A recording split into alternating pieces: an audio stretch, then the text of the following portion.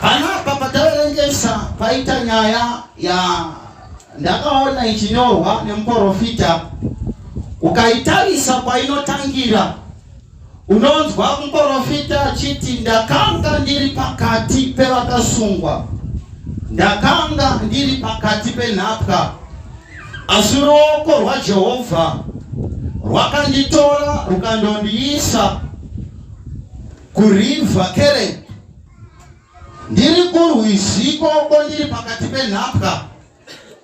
Ndo pandakatanga kushanyirwa naJehovha. Zvoreva kuti pane nguva dzaunofanira kuitwa set apart naMwari, pane nguva dzaunofanira kubviswa. Chokutanga yakanga iri nhapwa pakati pevamwe, pati pane chamubvisa munyika yeutapwa. Ndokubva chandomucheta kurwizi. Achetwa kurwizi ndo paakatanga kunzwa dzimwe nyaya. Ukaiverenga pachapter 9 yaDhanieri, unonzwa Dhanieri achiti ndakatorwa ndikaenda pagungwa. Ndokubva mutumwa aburuka nechiprofita. Aburuka nechiprofita ane zvaakandiudza zvenyika yakanga ichazouya neyazvino. Ndokubva apedza kundiudza akati seal the prophets. Nekuti chiprofita hachisi chazvino. Saka ingoisa seal pachiprofita. Pashaikwa anogona kuvhura chiprofita chako. Saka Dhanieri gona kuita seal the prophets. Bhaibheri rangu roti kune mumwe murume anonzi Johani, murume wemaRevelation. Bhuku rangu roti Jesu akuenda akamutsaura pakati pavadzidzi. Ndokubva ati Johani Sara namai vangu. Saka Maria haabvumidzwe kuchema kaviri. Saka Maria haabvumidzwe kuti acheme kaviri, nokuti mwana wokutanga wako wakatochema. Saka John ngaachembere. Saka John ngaararame, nokuti Maria haabvumidzwe kuchema kaviri. Haubvumidzwe kuchema kaviri nezita raJesu masikata. Saka Maria kunonoka kufa kwaMaria ndokunonoka kufa kwaJohn, nokuti haabvumidzwe kuchema kaviri. Saka John ari kurarama munyasha dzemukadzi anonzi Maria, nokuti chiprofita chakati Sara wakatarira mai vangu, Sara wakatarira chemberi. Ndokubva chiprofita chasara chirimo. Bhaibheri rangu roti ndokubva Mozisi zvakare aitwa set apart naMwari. Paakaitwa set apart naMwari anoenda kurenje. Aenda kurenje ndopaari kundoona gwenzi richipfuta. Nemakaenda kuona gwenzi richipfuta kune nyasha dzangiita set apart. Saka padzangiita set apart zvine zvazvinoda kundondipa. Shoko raMwari roti Eria zvakare anoitwa set apart naJehovha, aitwa set apart naMwari. Ndopaari kutanga kunzwa nyuzi dzababa. But murume anonzi Eria anoitawo zvakare mufana Elisha set apart pakati pevana vevaprofita. Ndokubva bhuku rangu rati ndokubva mukoro zvanzi tenzi wako ari kubviswa. Uri kuzvizwa here kuti ishe wako ari kubviswa? Zvikanzi ndozvizwa kuti ishe wangu ari kubviswa. Ndokubva mukomana aramba achiteera. But pane manzwi anotaurwa naEria anoti ukandiona uchinda ndichakusiyira bhachi, kana wandiona ndichinda ndichakusiyira bhachi. But pane zvinhu zvandishamisa kuti Eria akuda kuenda pakatanga kutumirwa chamupupuri. Chamupupuri chandinoziva chinosimudza mavhu. Chamupupuri chandinoziva chinosimudza guruva. Chamupupuri chandinoziva chinosimudza marara. But kune inzwi rakati Elisha, ukandiona ndichinda bhachi ndinokupa. Saka concentration yako haisi kumhepo. Concentration ya Elisha haisi kumhepo. Concentration ya Elisha iri pabhachi. Takatouya muchechi ino kune mapostori anosimudza mhepo, but concentration yangu iri pabhachi.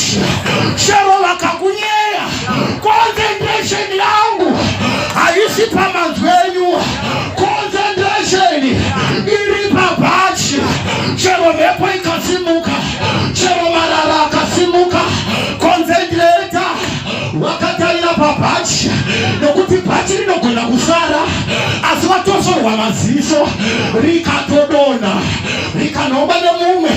Kune vane koho dzakanomba nevamwe nokuti wakaita concentration kumhepo, wakaconcentrata kumarara. But chiprofita chati tarira papashi chero mufundisi wakakwenga tarira papashi chero vanhu vakasakufarira tarira papashi nokuti pane chaburuswa. Saka mukomana haana kuteiwa maziso, akaramba akatarira bhachi, akanyora kuona paradonhera ndomubva anonga bhachi, ndomubva apfeka bhachi, ndomubva apfeka bhachi, ndomboisiya yakadaro. Vanovaona namai pandakaenda kugrade 1 ndaifunga kuti tinoswera tingodzidza chete, ndaifunga kuti 24/7 meme chimbonyora. But ndobva ndatoona kuti kune zvinhu zvinoitika mukudzidza zvisinei nekudzidza. Ticha vachidzidzisa wakubva kunzi uya uweke meti, unogona kusvika kuine mabhana akaisa bhiro paunoda kugara. Hazvina basa nekarikiramu zvebhiro izvi, asi zvinowanikwa mukudzidza. Kana pari panguva yebhureki unogona kuona vakomana vachitamba bhora, vamwe vachitamba vakaza. Panguva yebhureki unogona kuona vamwe vachitorya nguva yake iwe usina futi. Panguva yebhureki vamwe vachitamba hwishi, vachitamba nhodo. But ukazondoenda kuti tiri mukirasi hazvimo, asi zvinowanikwa mukudzidza. Saka kune zvinhu zvaunogona kuwana mupostori yakuruka panguva dzebhureki. Ngazviregedze kukutadzisa kunamata, ngazvisa kubudisa chechi. Hautakuri mabhegi kuti ndaakuenda, handichapindi chechi ino nekuti inguva yebhureki. Saka munguva yebhureki kune vanotamba hwishi, munguva yebhureki kune vanotamba nhodo, munguva yebhureki kune vanoita zvevakoma nevasikana. Inguva yebhureki. Concentration yako dzokera kumechi, dzokera kuingirishi. Tichasangana nguva yezama varume, zvepanguva yebhureki ngazvisa kurwadza moyo. Chero vamwe vakafuma inguva yebhureki, vamwe vakachata inguva yebhureki, vamwe vakaroorwa inguva yebhureki.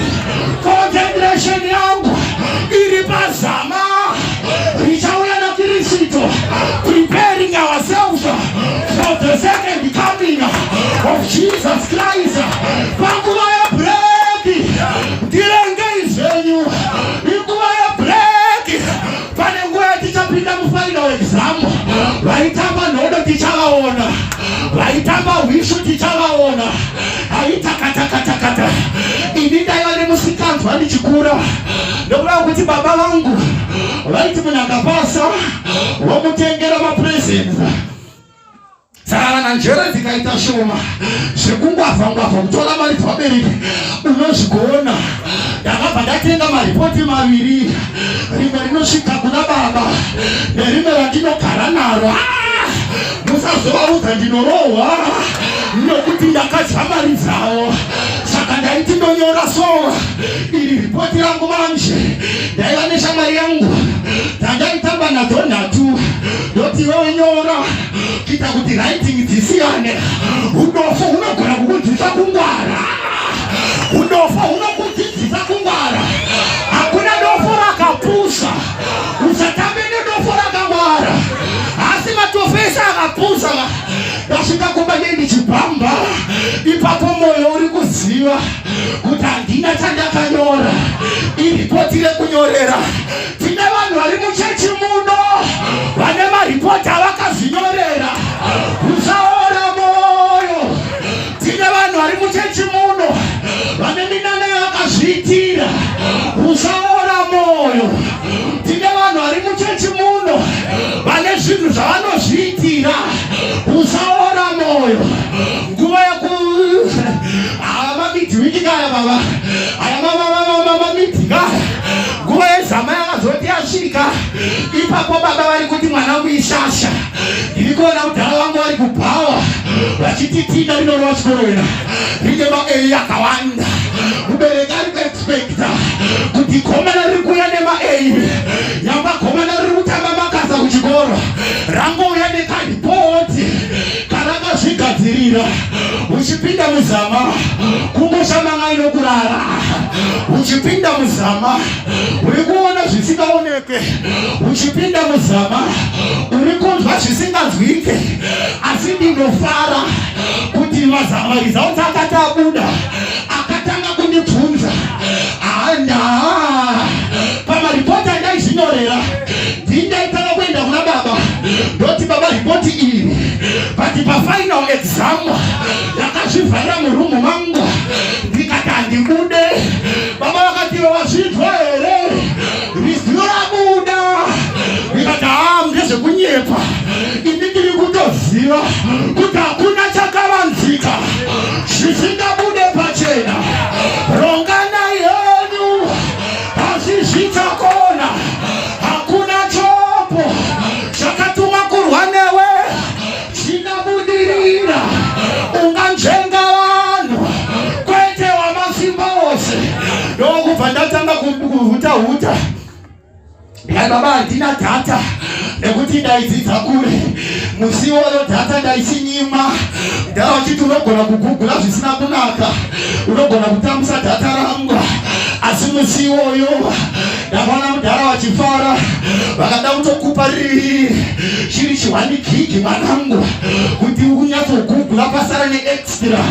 Tichidoti gugutu kutia. Ketindanganindana. Unoona mudhara achibata bhandi. Kuti mari yangu ndinoida. Zvavakadya ndinozvida. Vana baba nana mai. Operation yaJehovha ichakwana. Bhaibheri rangu roti vachauya kwandiri. Voti taidzinga madhimoni muzita. Taiporesa muzita raKristu. But Kristu achasimuka. Oti bvai pano varume. Endai kwamaitira mabasa enyu. Ichakwana nguva. Unogona kuchita vanhu asi hauchite wamasimba ose.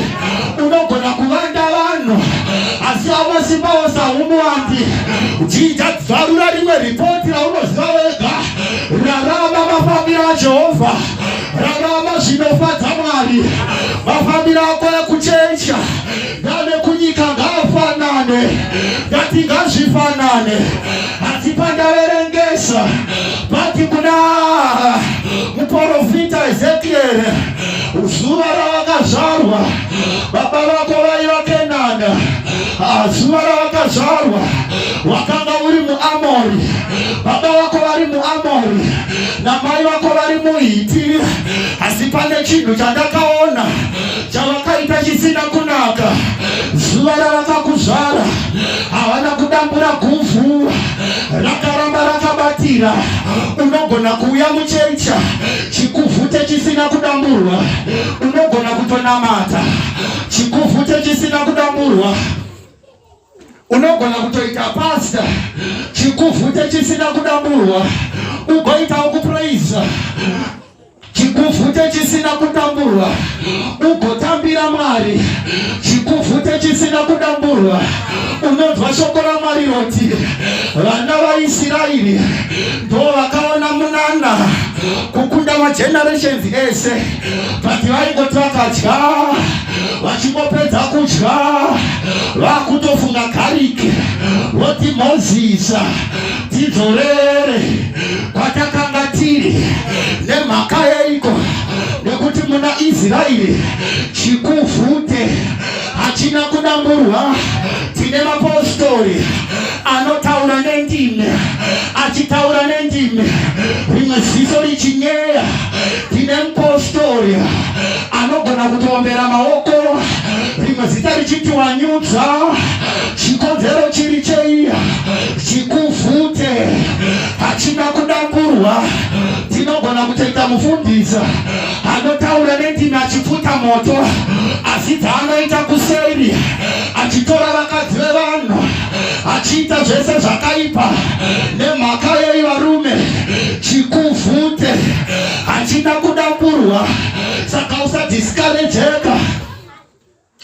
discourageka nevanhu vanotadza vari muchecha. Ibva vangoziva kuti mufundisi hake asi chikuvhute hachina kudamburwa, achiri kunokora kwaakambenge achinokora. Ndokubva bhuku rangu rati zuva ravakaberekwa zvakare mai vako havana kukugezesa gerikapa yatokata vakangokuzvara. Ndokubva vatokusiya havana kuwana mukana wekumbokugezesa. Zvikanzi zuva ravakaberekwa mai vako zvakare havana kukukwiza nomunyu, vakangokuzvara vakakusiya. Ipapo munyu unorepresenta purification, zvichireva kuti hauna kupurifaiwa, wakangoramba nechina yakabva nayo. Ndosaka Jobho achiti ndakabva mudumbu ramai vangu ndisina chinhu, ndichadzoka zvakare ndisina chandinacho. Nemhaka yei?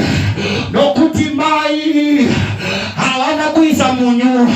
Zvikanzi zuva ravakazvarwa havana kukumwisa mukaka, wakangoramba nenzara yako. Vana baba nana mai kune vaida kutiitira zvakanaka asi havana kutiitira zvakanaka. Zvikanzi havana kukuitira, vakangokusiya uri kumadota. Zvikanzi hazvina kugumira ipapo. Zuva ravakazvarwa vakaenda newe kusango, vakandokusiya kusango, vakusiya musango, vakakusiya muropa, vakakusiya muropa. Ndokubva bhuku rangu rati hakuna ziso rakakunzwira tsitsi. Maziso ese aita akakuona anokupfuura. Bhaibheri rangu roti Jesus grew in his stature and he found favor in the eyes of men, and he also found favor in the eyes of God. Rega ndiparidze zvishoma vana baba nana mai, kune favor inouya navanhu inohakatika boshakata, kune favor inouya naMwari. Saka zviri kunzi mai vako havana kukuitira favor, vakandokusiya kusango. Ndoda kuti uone kuti murume anonzi Mozisi paaida Aroni aindovhura dore acceptance, nokuti Mozisi akanga asingatendwi, yakanga iri mhonda. Paune zuva iro raakasangana naMwari haana kutanga nokuinda kunoshumira, nokuti Pauro yakanga iri mhonda. Saka paida Ananiasa naBharabhasa kuti vamuvhurire dhoo reacceptance. Paida munhu apa anovhura dhoo reacceptance. Jesu achipinda muSamaria kuti ashumire muSamaria, paida mukadzi anovhura dhoo reacceptance. Nokuti mukadzi anota hazvina kunaka kuti muSamaria neMajudha vadyidzane, asi pakaita mukadzi akazarura dhoo reacceptance. Ukanamata uri mugomo uchitsanya kuti ndoda basa, havasi Mwari vanoburuka vaunoona vakagara pacheya vachikuita interview. Unoona musiyama vachitenderera pacheya, pani panotoda umwe munhu anozarura dhoo reacceptance. Vamweni hamuna kuroorwa nokuti vaida kukuvhurirai dhoo, vakaramba vakavhara dhoo, vakaramba vakavhara dhoo. Saka kune madhouza anovhurwa nevanhu, koita madhouza anovhurwa naJesu, anovhurwa naMwari. Kaita kaha dhoo rekubuda kwaLoti rakavhurwa naAbhurahama. Akati apuwe ndapfuura nepano, ndokubva azarura dhoo rekuti Loti agone kutiza. Dhoo remukadzi anonzi Rute rekuenda kwaMoabhi rakazarurwa nemukadzi anonzi Naomi, nokuti kwaiva nemutemo pa23 dzaDheuteronomy dzinoti hakuna muMoabhi anogona kusvika kwa Israeli kusvika ku10th generation nokuda kwezvavakaita. Asi kana paita umwe munhu anokuzarura dhoha, nyangwe usingakodzere unotokupinda, chero usina kudzidza unotokupinda. Kaita kataka Mephibosheti aiva kuRodhipa, David ndokurangarira sungano yaJonathani. Akati pana ndisina kuitira zvakanaka, zvikati pane mumwe ari kuRodhipa. Saka David ndiye akazarura dhoha rekuti Mephibosheti apinde kupalasi. Yako yekuti hauna basa nemunhu uri kunonotsa mirako yako. Yati yako yekuti hauna basa nemunhu uri kunonotsa munana wako. Yokuti hauna basa nabosi uri kunonotsa munana. Mai zvangu takafanana varume, tiri vana vaMwari tese, asi takatosiyana. Rekeza ndibokoita generation yedu, taita generation yeyouth yokuti akaprofita anofunga kuti neka havana basa, akataura nendimi. Muvhangeri vasingatauri nendimi anoti havana basa. Uri kurasika mufana, pane dhoo rinozarwa nemutana. Rega ndikuparidza kana uchitinda nyepa. Mukadzi anonzi Hana anonomata so, ipapo Eri dzadzichaona, ipapo Eri maziso achembera, ipapo Eri ari kutadza, ipapo Eri akakanganisa, ipapo Eri ane zvivi zvinonyangadza Mwari. But Hana ukanamata, Mwari anokudzosa kuofisi yake. Zvikanzi Hana wanamata hako, chiinda kuna Eli, chiinda kuna Eli. Chero mai vako vakaroya, vane madhoza vanokuzarurira. Chero mufundisi akaita kakoma nakatukutuku, kane rimwe dhora kanozarura, kane dzimwe nyasha dzakanotrika. Kune madhoo anozarurwa nevanhu, ari panext door pako anokuzarurira dhoo.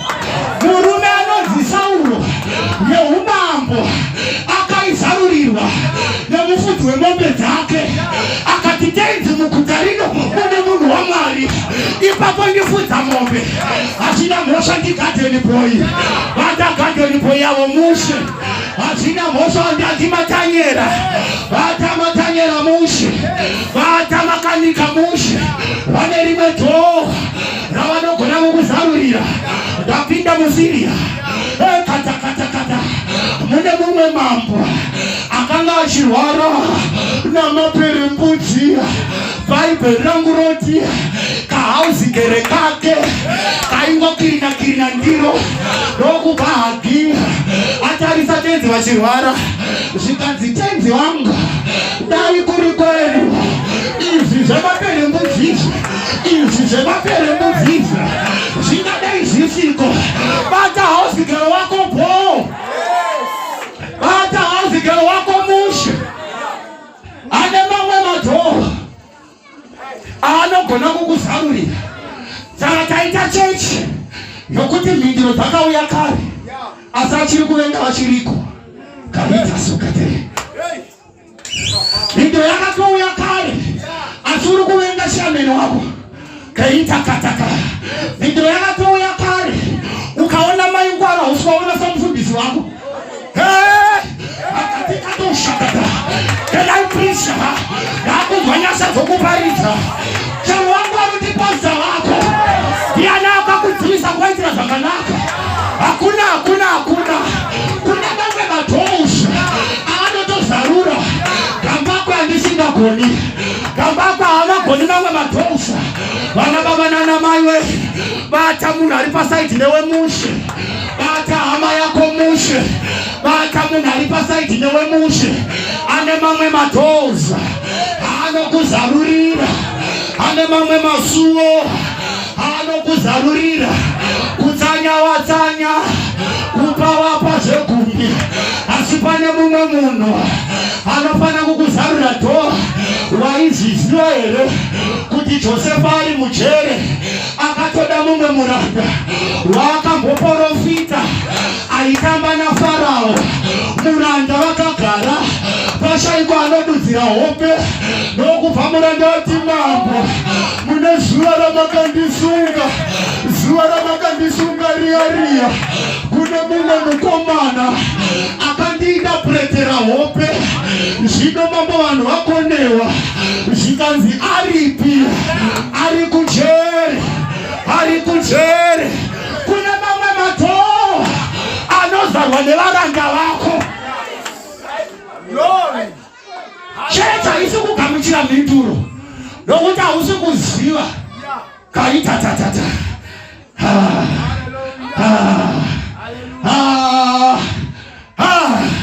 Hausingagoni kuzarura ndokubva mukomana andozarura. Ndokubva Josefa auya. Haasi Mwari, munhu akangoti ndiri kudyere. Saka tukasatamba nevanhu po kune imwe mikana nokujamba. Behavior yako ichajambisa imwe mikana. Kuti paita basa ndotofunga kuti gamba rako ndomupa here asi hunhu wake. Hunhu wako hatokumvharira dhoo asi munhu atokuvharira futi. Saka yako yekuti ndomunamata ndega haishande kuna Mwari.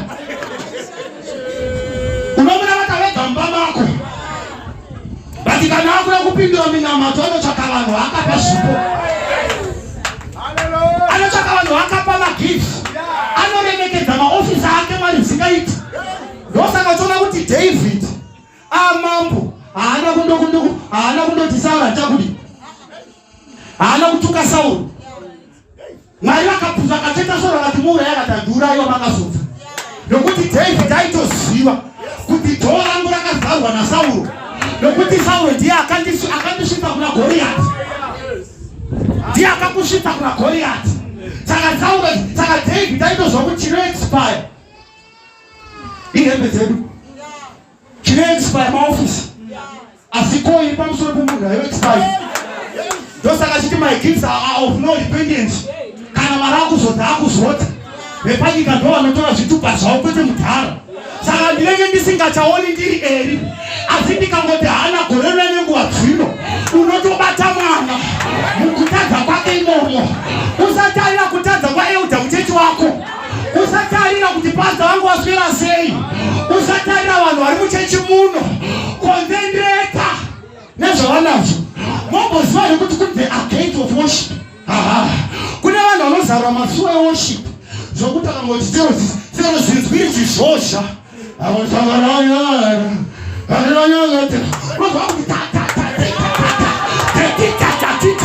kune vanhu vanozara madoors of worship. Havasi vese vokupraise worship. Ndikavati iri paivavo response yenyu yakasiyana. Mumwe muchechi munenge muri dry zvokuti anoimba hibu ikapera kusina kuti tatinanana. But kwaita munhu asina inzwi rinotapira anoti nditarire rakuvara mambo wonzwa chembere yakudaira. Calls of worship. Takamira pano nezita raJesu ndinoti Jehovha tipei vasaruri veworship vafaith center. Vanoti vakaimba kenza dzinopora. Vanoti vakaimba mwezvina inomanifesta. Vanoti vakaimba vasingarorwi vanororwa. Vanoti vakaimba vasingamhoresani vanomhoresana. Varizarura ito of worship in this place. In the name of Jesus. Keriya katakata. Kwaita munhu achiti achiparidza achitodhibera varwere vachitopora. Ane eyes a door of prophecy. Paanenge achishumira dhoo riri kutozaruka. But kwaita mumwe kuti anopedza mharivhu kusina chawabata, kusina masosha awanzwa nokuti hazvisi zvake. Hazvisi zvake. Kwaita mumwe munhu wokuti akapa baba achimupa mari chechi yese yakuda kupa. Kune vanhu vanozara madoors of giving. But kwaita mumwe munhu wokuti akapa hakusisina anopa nokuti haasi a gate of giving. Ndakamira pano Mwari zarurai doors of giving. Kwaita vamwe vanhu wokuti vakadya mari dzavo dzinowanda. Kwaita munhu wokuti akaidya inoora nokuora kusina zvauya. Haasi dhoo rekudya, dhoo unoparidza here pano. Haana dhore wanyasha, haana dhore kuwanza. Abrahama kana watenda nyepa anonzi naMwari akuropofadza, ndinomuropofadza. Akupa ndinomupa, akutuka ndinomutuka. Kune vanhu kuti vakatuka unozvaoneitwa. Hallelujah. Ndati kune munhu wekuti wakatuka hakuna kana ngirozi yaumba kwako. But kune munhu wekuti wakamutuka mumwoyo make. Newe wacho unozvindowaninga nditendeuka. Wakambozvita? Unogona kutuka munhu mumwoyo mako. Uri pakati pekutuka uku wozvitunya wega undirikitei. Uri kutuka asingatukwi. Mwoyo wako wagara kuti magetsi usabata. But kune zvimwe zvinhu zvaunobata zvisina kana basa. Takagara dai takatosiyana. Mwari ngaakupe ziso rino-identify gate. Mwari ngaakupe ziso rino-identify the gates. Kaita kata. Saka mamwe madhodha anozarwa nevanhu. Ndokubva Pukurati ndakutondopedzisa. Zvikanzi iwewe mai vako havana kukufukidza. Mai vako havana kukupfekedza. Ndakutione zvinoitwa nechivi. Kana chivi chikari muupenyu hwako chinokubvisa kushama. Kana wangotadza unobviswa hembe dzese. Dignity inobva, chiremera chinobva, respect inobva, unosara uri naked. Ndosaka utoona kuti zuva rakatadza ata chaakaita kundovanda nokuti hembe yakanga ikamufukidza yakanga yapo. Ndokubva andotora mashizha ndokubva apfeka. Ukaiverenga zvakanaka zvinonzi Mwari akauya vakamusonera hembe. Vakati dzavakapfeka idzi hadzisidzo. Zvakare vanotobvunza kuti ndiani akuudza kuti hauna kupfeka? Ndiani akambokuudza iwewe? Inzwi ripi ndauri kuteerera? Ndakasiya ndati chii? Ndozviziva kuti paunonamata kune mazuva anoti hazvichaite. Kune mazuva anoti hauchakusviki. Kune mazuva anoti haukuende. Kune mazuva anoti makore afamba. But bhuku rangu riri kuti ndiani akakuudza? Uri kumboteerera ani? Ndokubva mukomana abvisa hembe. Murume anonzi Roti anobuda newaini yake. Abuda newaini yake. Ndokubva anotanga kudhakwa. Paakatanga kudhakwa ndopaakatanga kubvisa hembe. Kusvika pfungwa dzisina kunaka dzaakupinda muvana. Murume anonzi Noa abuda muareka akatanga kuita zvekurima. Bhuku rangu ndokupinda mumba make ndokumwa ndokudhakwa ndokubvisa hembe. Zvichireva kuti chivi chinokubvisa hembe. Chero ukatadza uri pakavanda wakashama. Mai vezvangu. Ndati chero ukatadza uri pamberi pevanhu, ukatadza uri pakavanda unenge wakashama. Unogona kutoparidza kunobva wakashama, presence yaMwari isipo. Unogona kutoimba wakashama, presence yaMwari isipo. Munogona kutoparidzwa nemunhu akashama, presence yaMwari isipo. Nokuti kana wandotadza chivi chinokubvisa hembe. Ndosaka utoona kuti David akuenda kunorwa naGoriathi. Murume anonzi Sauro akatopfeka hembe iyi. Zvikanzi dzinondiremera. Zvokubva atobvisa kandi chaita nedzandajaira. Dzanga ajaira ndodzenyasha dzaJehovha. Dzanga ajaira ndodzaaiva nadzo. Dzaiti kana shuba ikauya anopfarura. Dzanga ajaira ndidzo hembe idzodzo. Dzaiti ari kusango bebi kauya ibata achipfarura. Saka haana kuda kuzochinja hembe nokuti apamberi paGoriathi. Haana kuda kuzochinja hembe nokuti apamberi pevanhu vazhinji. Makamboona zvinoita vanhu vazhinji. Unogona kungochiparidza zvakanaka, asi ukangoona vanhu vakawanda wakuda kutochinja giya, wakuda kutoonererwa. Wekatakataka uri mumba mako unonyatsokuchibika mavhedzi ako aya, unonyatsokuimba zvakanaka chaizvo. Tikazongokupa maiki pamberi pavanhu vaya, nditarira tuni yatochinja. But pawaitanga paya waiimba ngirozi nendiro dzako dzikapinda mumweya. But chii chinombokubata wapamberi pevanhu? Zvii zvinombokubata? Ukaiverenga mubhuku raProverbs, Proverbs chapter 6, inoti pride haisi kuwara, pride haisi mukufamba, but pride iri mumaziso. Zvoreva kuti pride yaSatani dzese. Pride yaSatani baba yakauya ngirozi dzese padzakati uyu ndiye anogona kuimba, uyu ndiye anogona kutamba, uyu ndiye anogona kupa. Chenjerera kana maoko akuwanda, nokuti mukuwanda kwemaoko ndo munosimuka pride. Chenjerera kana makoments akuwanda, nokuti mukuwanda kwemakoments ndo munouya nepride. Saka pride haisi mukuisa maoko muhomwe. Hallelujah. Pride haisi mukupfeka. Pride haisi muwigi kana matails emunhu. Pride haisi mubenzi memunhu usanyepa. Pride yemunhu iri mumaziso. Chikanzi pride ndakaiona mumaziso ako. Hey, ndakaiona mumatarisiro ako. Umwe munhu omona achikutarisa kubva kuzasi kuti ari kundipima panapa kuti handisi level rake. Zviri mumaziso. Zviri mumaziso.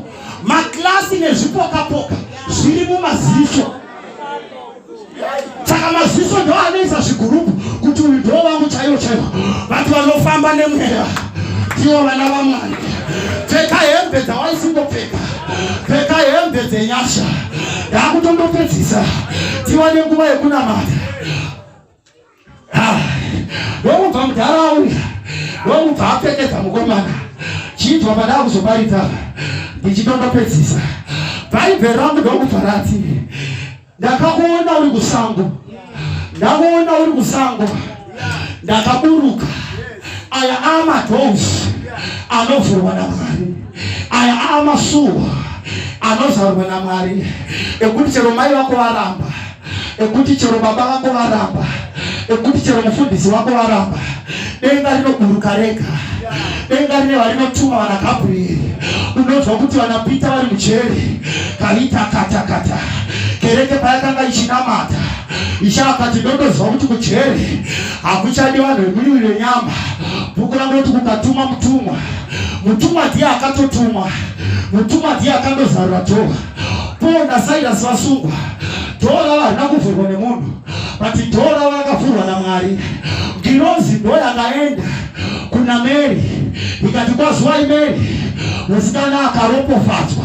Zvoreva kuti akazarura dhoo haasi Josefa, but akazarura dhoo ndiMwari.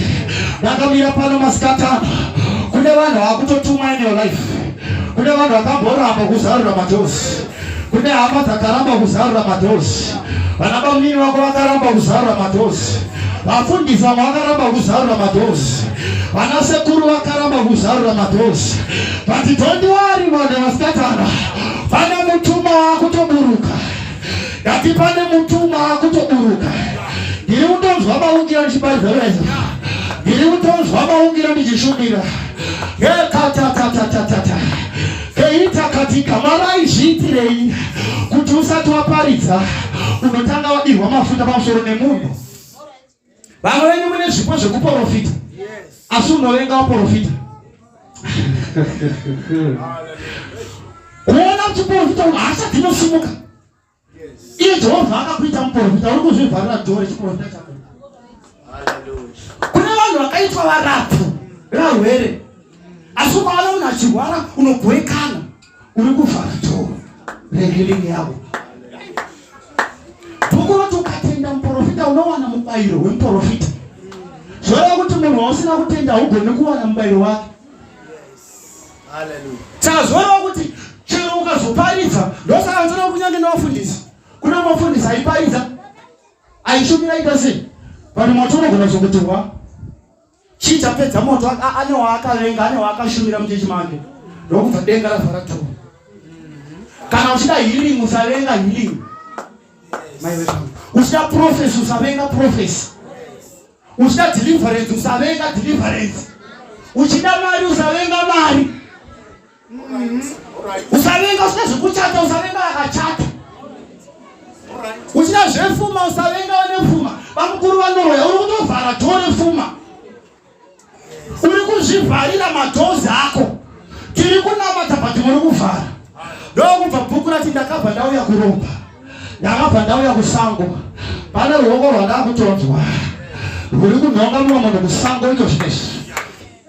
Pane rumwe ruoko rwandiri kunzwa rwuri kutonhonga muromo nekusango. Ndiri kutoprofita so ruto nonga mama kusango zvikadzidakauya kusango zvikadzidauya kusango chandakatanga kuita kukukwiza nemunyu. Ndapedza kukwiza nemunyu ndakabva ndakupa zvekudya. Ndapedza kukupa zvekudya ndakabva ndakupfekedza. Zvikadzi ndakabva ndakupfekedza. Unofanira kubuda pasevhisi ino wakapfeka. Unofanira kubuda pasevhisi ino wakapfekedzwa. Nekuti kupfekedzwa kunoreva favor. Hana kuda kuenda kuna mambo zvinonzi chibvisa hembe dzeushirikadzi. Chipfeka hembe. Esther akuinda kuna mambo zvinonzi chibvisa hembe dzawaisimbopheka mazuva ese. Chipfeka hembe. Tama anzwa kuti tezvara wakuuya. Zvinonzi akabvisa hembe dzeushirikadzi. Akandomira pasuo. Akapfeka hembe dzakanaka. Zvinonzi mutezvara vakamutarira. Vakati ko uyo ndiani? Nemhaka yewatarirwa nekuti papfekedzwa favor. Vamwe vanhu chero mukamira uchitengeswa hamuonekwi. Irima mushopu mako apa, shopa neshopu mako hapaoneki. Une zihembe ravakapfekedzwa. Asi ndakamira pano. Jehovha ngaakupfekedze. Jehovha ngaapfekedze ministry yako. Chero usingagoni kuparidza asi ingonzwika. Jehovha ngaapfekedze voice rako. Chero usingagoni kuimba asi kana ndakuimba kune zvinoitika. Jehovha ngaapfekedze kastepi kako. Bhaibheri rangu roti tsoka dzavatsvene dzinorongwa naJehovha. Mwari ngaakupfekedze shangu dzekuti chero uchifamba unodzika kuti koko. Kune vanhu vakuti vakafamba huzvi kuti vafamba, asi wakamira pano uchifamba mukoridho mako kubasa kwako. Vakune mamwe maofisi ngavazvinzwe kuti ndiani uri kufamba, ndiani ko wafamba. Chero vamwe vakaparidza iwewe wakagara pasi, ngava kuti tiri kunzwa ungoma nachishumira ingonzwika. Chero wakanyarara, chero vakaimba usipo, voisi rako ngavarinzwe. Chero vakatamba, ngava kuti pane mumwe anotamba, nokuti kune nyasha dzekupfekedzwa. Pfekedzwa nezita raJesu, pfekedzwa nezita raJesu. I can feel it now. Ukatengesa paunotengesa kana kuti kuna mai vane bhero rinonaka kutenga, nokuti pane akupfekedza. Paunokanda maCV, kanda CV rakapfeka. Pavanobata CV rako, nyasha dzinotaura nawo. Chero vakatamba inini ndisipo, kune nyasha dzinokufambira. Chero vakakanda vamwe mberi, iwewe usipo. Kana wangosvika ngava tichinjai malaini apa. Inda unochinjisa malaini apa nezita raJesu. Uchachinjisa malaini apa nezita raJesu. Kana wakutofamba kune zvichatanga kuchinja. Jesu achifamba achinda kunyika yaGirasa, Region akatanga kuzvinzwa kuti kune ari kuuya. Uchibva pano une nyasha dzawapfekedzwa. Zvanzi ndapedza kukugezesa, vakakuzora mafuta anoikwa mufuta varume. Ukapinda kuna Paulo unonzwa achiti mafuta anobudisa sweet aroma. Perfume yedenga ngaifafaidze voice rako. Perfume yedenga ngaifafaidze CV rako. Perfume yenyasha ngaifafaidze hembe dzako. Zvinonzi ndakakuita nemafuta.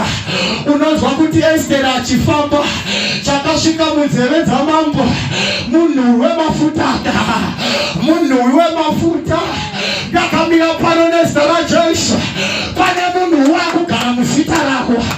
Ati pane munhu wenyasha wakutopinda muzita. Zita rainge risina basa, zita rainge risina chinhu, zita rakanga rakaraswa, zita raiva kumadota.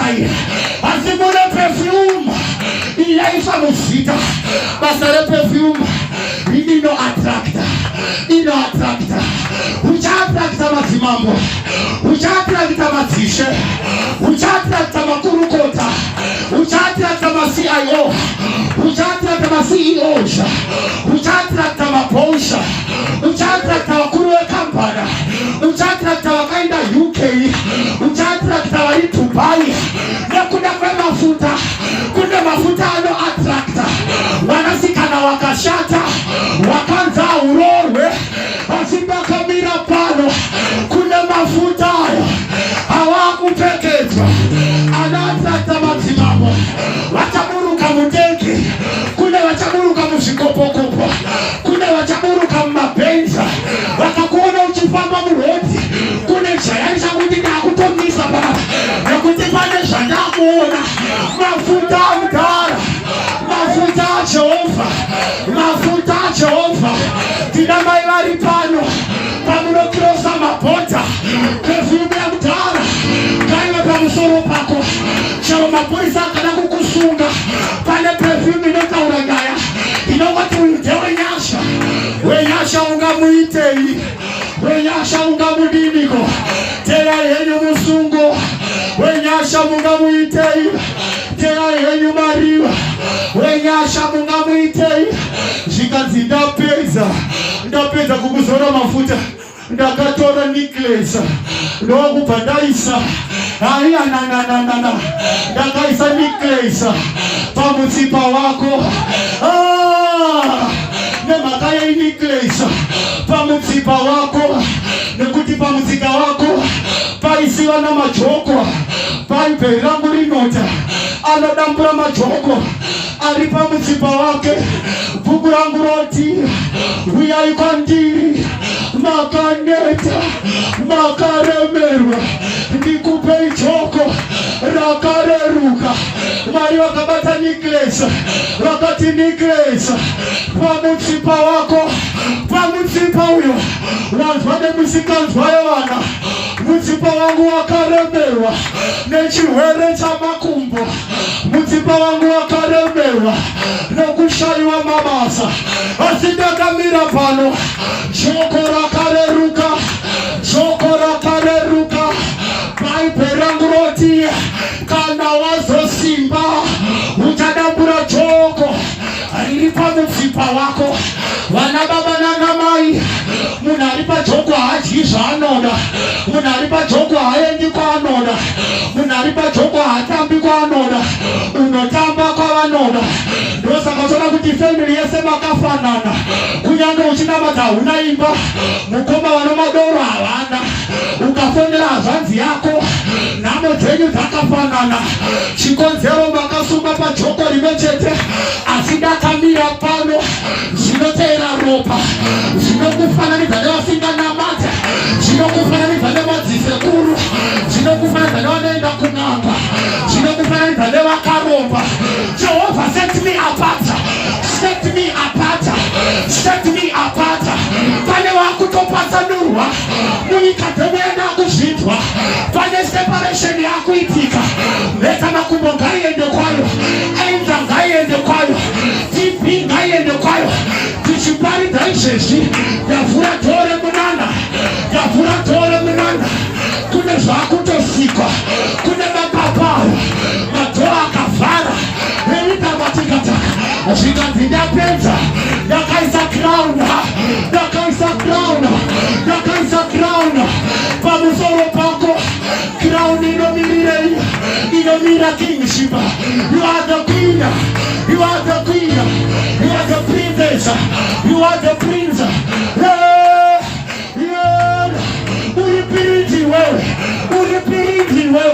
uri princess kana ndakufamba kenza ngaidhure ekatakata princess ngapuwe motaketa une motaketi yenyasha tiri princess motaketi yenyasha uri princess iwe zvikanzi ndakaisa crown pamusoro pako pane vane macrown akutenda pamusoro pane vane crown akutenda pamusoro pane vane crown akutenda pamusoro pane vane crown gautenda pamusoro zvikanzi uri princess. Tine maprincess. Handina princess anorwara, handina princess anotambuka. Pakaitika era pasi pezuva makitatatata maprincess ari kurara nenzara, maqueen edu ari kutambudzika. Hakuna kuti kune vakabata pfuma, pfuma iyoyo ngaipere. Zvikanzi ndakakunhonga ndikabva ndakuda kupinda dzimwe ndudzi dzeshe. Unodiwa naJehovha, wanodiwa naJehovha. Era katakata Lazaro wamunodisa arwara akatovigwa Mwari, asi hamuna kugumira ipapo. Makaenda paguva pake mukati Lazaro muka. Unodiwa naJehovha kari, asi unogona kumborwara. Unodiwa naJehovha, unogona kumboshayiwa, unogona kumboita roja. Asi ndauya paguva rechandinoda. Muka muka, ndiri pachiroto chako chekuroorwa. Ndati muka muka, era katikata, dzimba dziri kuramba kupera. Ndati muka muka, mabasa ari kuramba kuwanika. Ndati muka muka, promotion dziri kuramba. Ndakatomira pakavharwa. Furai matombayo, furai matombayo. Midzimu yekwako icharutsa zvayakamedza. Ndaketetetetete masatanisa ngarutse zvakamedza. Maposi ako ngarutse nezvita zvakamedzwa ngazvibure. Gera katakata. I can see miracles, I can see miracles, I can see miracles, I can see miracles, I can see miracles, I can see miracles, I can see miracles. Era katakata. Ndinamina naenda kutuona pa service ino. Kina maya katetetereosha. Ndinamina na tikatirarama. Ndinokunonga mutipi. Ndinotirarama. Nomisikanzwa yevana. Ndinotirarama. Ndinokunonga muropa. Evanhu vasingadzoke kumba. Ndinotirarama. Ndinokunonga muminyama yemadzinza. Takakunonga muropa. Kune ruoko rwakunonga vanhu. Adonha unotakura. Kune ruoko rwakunonga. Shikitaria takata. Nonga vaprofita avo. Nonga vaprofita. Nonga vaprofita. Kune ruoko rwakunonga. Nonga nonga nonga. Ndakakunonga muropa. Nonga maworshipers. Nonga maworshiper. Nonga maworshiper. Nonga nonga. Ndakakunonga muropa. Ndikatirarama. Ndakakunonga. Ndakakunonga. Nonga vanointerpreta. Nonga nonga. Nonga varoti avo. Nonga nonga. Nonga nonga. Kune anotaura nendimi uya. Nonga nonga. Pane ruoko rwakunonga. Pane ruoko rwakunonga. Retatatata. Mabusiness women. Nonga muchene. Nonga muchene. Nonga muchene. Nonga muchene. Nonga muchene. Ndinokunonga murofa. Ndinokunonga murofa. Ndinokunonga murofa. Ndinokunonga murofa. Pane vari kutonhonga izvozvi. Pane vari kutonhonga izvozvi. Wakanga uri wekupemba. Wakanga uchitambira kumashure. Wakanga uri wekukwereta. Yetakatakata. Wakanga uri wekupemba. Pane ruoko runokunhonga. Pane ruoko rwakutonhongwa. In 2 minutes time. In 2 minutes time. Holy Ghost. Holy Ghost. Holy Ghost. Holy Ghost. Holy Ghost. Chisa ma necklace. Chisa ma crowns. Pamisoro yabo. Ketetetetetete. Vaakitatatata. Keria katakata.